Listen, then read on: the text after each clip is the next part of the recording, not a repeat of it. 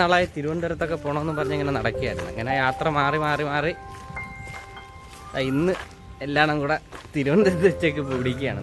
നടന്നു പോയല്ല കേട്ടോ, റെയിൽവേ സ്റ്റേഷനിലോട്ട് നടന്നുകൊണ്ടിരിക്കുക.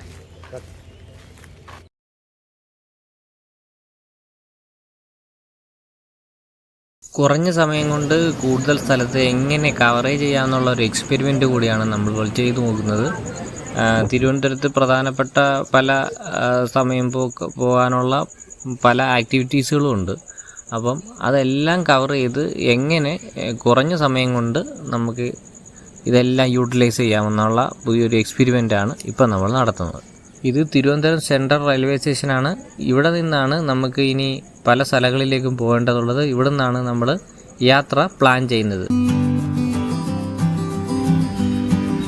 രാവിലെ ഭക്ഷണം കഴിക്കണം. അതിന് ചേർന്ന ഒരു നല്ല സ്ഥലം നേരത്തെ തന്നെ ഞങ്ങൾ പ്ലാൻ ചെയ്ത് വെച്ചിട്ടുണ്ട്. ആ സ്ഥലത്തോട്ടാണ് ഞങ്ങളിപ്പോൾ പോയിക്കൊണ്ടിരിക്കുന്നത്.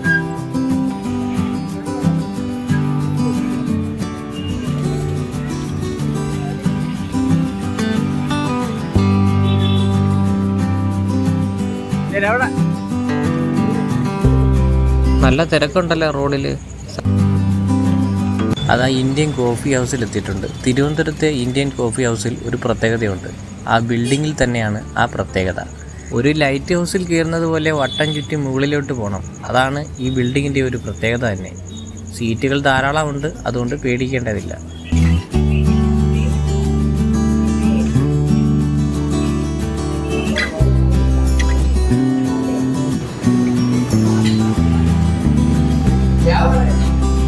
പൂരിയും ക്യാബേജ് ഇട്ട കിഴങ്ങറിയും പിന്നെ കോഫിയും, നല്ല കോമ്പിനേഷൻ. പ്ലാനിങ് ഓട്ടോയിൽ കയറി പ്ലാനറ്റോറിയത്തിലോട്ട് പോവുക എന്നുള്ളതാണ്. ഇവിടുത്തെ ഓട്ടോറിക്ഷയിൽ വളരെ തുച്ഛമായ റേറ്റേ മേടിക്കത്തുള്ളൂ. കാരണം എല്ലാ ഓട്ടോക്കാരും മീറ്ററിട്ടാണ് ഓടുന്നത്. അതുകൊണ്ട് മിനിമം ചാർജെങ്കിൽ മിനിമം ചാർജ് എന്നുള്ള രീതിയിലാണ് അവർ മേടിക്കുന്നത്. ബാക്കിയുള്ള സ്ഥലങ്ങളിലൊന്നും ഇത്ര വില കുറച്ച് ഓട്ടോ ഓടുന്നത് ഞാൻ കണ്ടിട്ടില്ല. ഭക്ഷണമൊക്കെ കഴിച്ച് രാവിലെ തന്നെ പ്ലാനറ്റോറിയത്തിലെത്തി. തിരുവനന്തപുരത്തെ പ്ലാനറ്റോറിയത്തെക്കുറിച്ച് പറയാം. തിങ്കളാഴ്ച ഒഴിച്ചു ബാക്കി എല്ലാ ദിവസങ്ങളിലും ഇവിടെ പ്രവർത്തിക്കുന്നുണ്ട്. രാവിലെ 10 മണി തൊട്ട് 5 മണി വരെയാണ്. ഇവിടെ വാന നിരീക്ഷണം, ലേസർ ഷോ, പിന്നെ വിർച്വൽ റിയാലിറ്റി നമുക്ക് നേരിട്ട് അനുഭവിച്ച് മനസ്സിലാക്കാൻ പറ്റും. കൂടാതെ ഇവിടെ ഫിസിക്സ് സംബന്ധമായിട്ടുള്ള ഒരുപാട് പവലിയനുകളുണ്ട്. അത് കാണുമ്പോൾ നമുക്ക് ഫിസിക്സിനെ കുറിച്ച് ഒരു ഏകദേശ ധാരണ കിട്ടും. അങ്ങനെ വരുന്ന കാഴ്ചകൾ ഇനി ബാക്കി പറയാം. നിങ്ങൾ ആദ്യമായിട്ടാണ് ഈ വീഡിയോ കാണുന്നതെങ്കിൽ ഇപ്പം തന്നെ സബ്സ്ക്രൈബ് ചെയ്ത് സപ്പോർട്ട് ചെയ്യുക. വീണ്ടും അടുത്ത വീഡിയോ ചെയ്യാൻ ഒരു പ്രചോദനം കൂടിയാകും.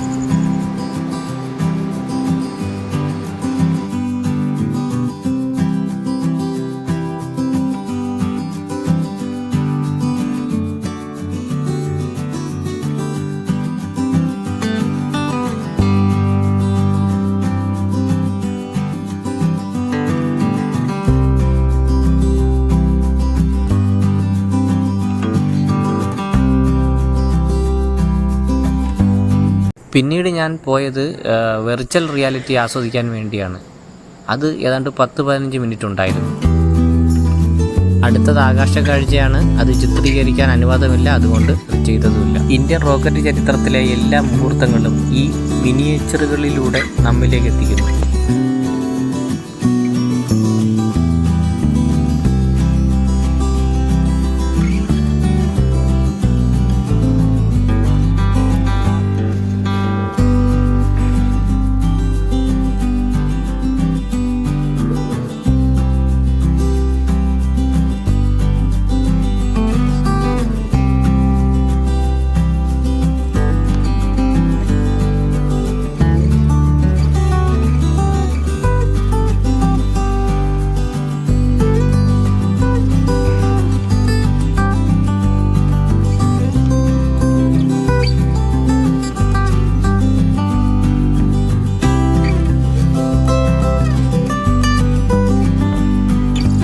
കാണുന്ന മേരി മഗ്ദലിൻ ചർച്ചിൽ നിന്നാണ് ആദ്യമായി റോക്കറ്റ് ഉയർന്നു പൊങ്ങിയത്. ഇത് മത്സ്യബന്ധന തൊഴിലാളികൾ വസിക്കുന്ന ഒരു കുഞ്ഞു സുന്ദരമായ ഗ്രാമമായിരുന്നു ഇത്.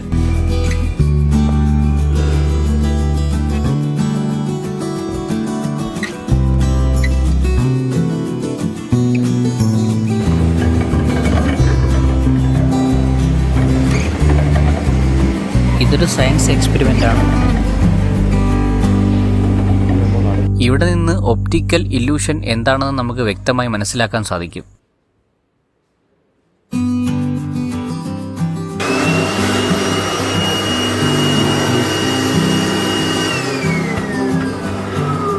പിന്നീട് പോയത് ഈ കോമ്പൗണ്ടിൽ തന്നെയുള്ള ഒരു പാർക്കിലേക്കാണ്.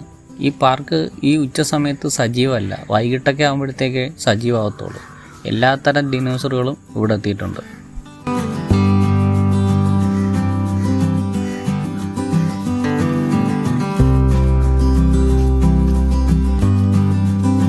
തികച്ചും ശാന്തവും സുന്ദരവുമായ നല്ല തണുപ്പുള്ള ഒരു സ്ഥലമാണ് ഇത്.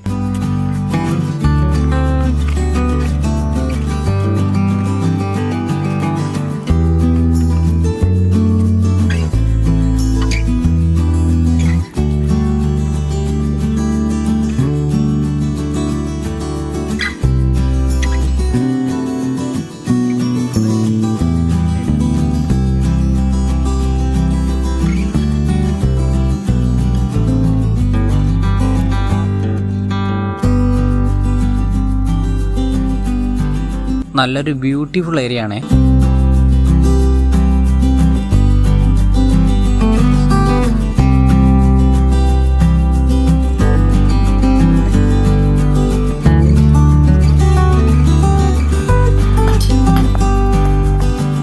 വളരെ ദൂരെ നിന്ന് കമ്മ്യൂണിക്കേറ്റ് ചെയ്യാൻ വേണ്ടി ബ്രിട്ടീഷ് എഞ്ചിനീയർമാർ വിഭാവന ചെയ്ത ഒരു യന്ത്രമാണ് ഇപ്പോൾ ഈ കാണുന്നത്.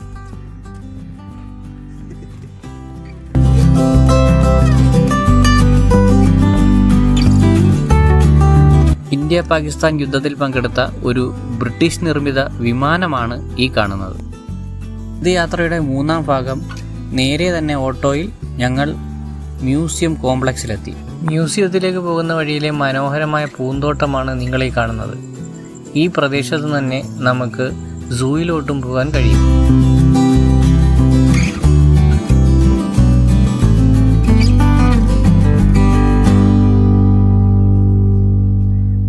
ഇത് ഫൗണ്ടനാണ്.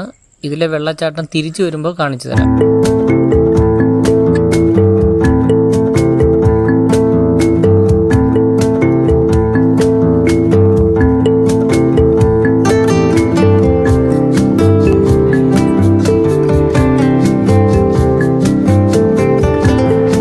പുരാതന കാലത്ത് മൺമറഞ്ഞു പോയ സസ്യങ്ങളുടെയും ജന്തുക്കളുടെയും സ്കെൽറ്റനുകളാണ് നമ്മളെ ആദ്യം കാത്തിരിക്കുന്ന കാഴ്ച. അതിൽ മനുഷ്യൻ്റെ തലയോട്ടി ഉൾപ്പെടെ പെടും.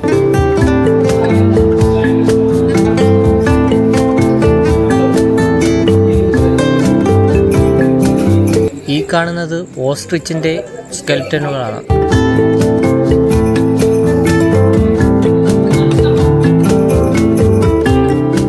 ഈ കാണുന്നത് ആദിമ മനുഷ്യൻ്റെ തലയോട്ടിയാണ്. ആഫ്രിക്കയിൽ നിന്നും ലഭിച്ചവയാണ് ഇത്. ഒരു കാലത്ത് പറന്നുല്ലസിച്ച് നടന്നിരുന്ന പക്ഷികളാണ് ഇപ്പോൾ നിശ്ചല ദൃശ്യങ്ങളായി മാറിയിരിക്കുന്നത്. ഇത് കണ്ടപ്പോൾ എനിക്ക് ഒരേ സമയം ആകാംക്ഷയും ദുഃഖവും വന്നു.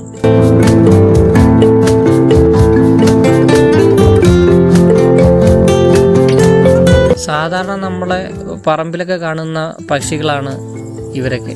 ഈ മ്യൂസിയത്തിൻ്റെ ഭിത്തിയിൽ ചെയ്തിരിക്കുന്ന ആർട്ട് വർക്ക് അതിഗംഭീരവും വളരെ ഭംഗിയുള്ളതുമാണ്. ഒരേ സമയം നമ്മൾ അമ്പരപ്പിക്കുകയും ചെയ്യും. എന്തു നല്ല രീതിയിലാണ് ഇത് ഒരുക്കി വച്ചിരിക്കുന്നതെന്ന് പറയണം.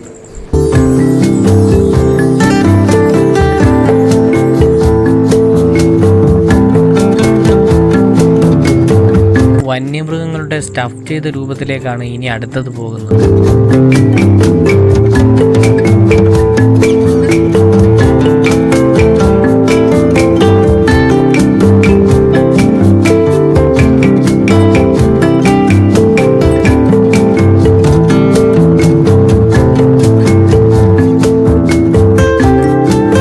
പല ഇന്ത്യൻ സംസ്ഥാനങ്ങളിലെയും സ്ത്രീകളുടെ പല വേഷവിധാനങ്ങളാണ് ഈ കാണുന്നത്.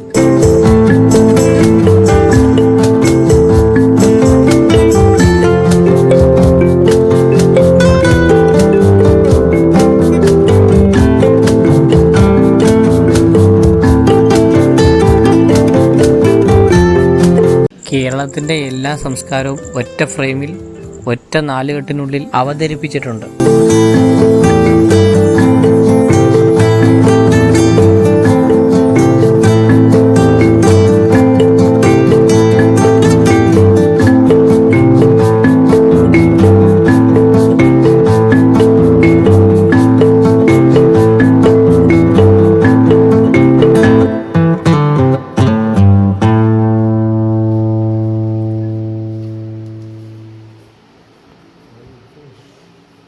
പൂർണ്ണ വളർച്ച എത്തുന്നതിന് മുമ്പ് ജീവിതം അവസാനിച്ചു പോയ ജീവികളുടെ ശരീരമാണ് ഫോർമാലിനിൽ മുക്കിവച്ചിരിക്കുന്നത്.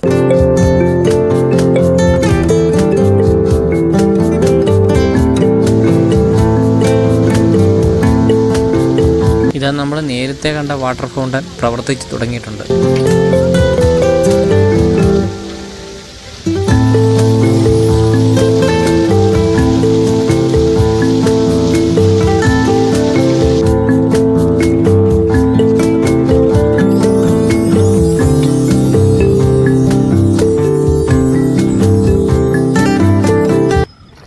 അടുത്ത വീഡിയോ ലഭിക്കുന്നതിന് വേണ്ടി സബ്സ്ക്രൈബ് ചെയ്യുക. ഇനി അടുത്ത വീഡിയോയിൽ കാണാം.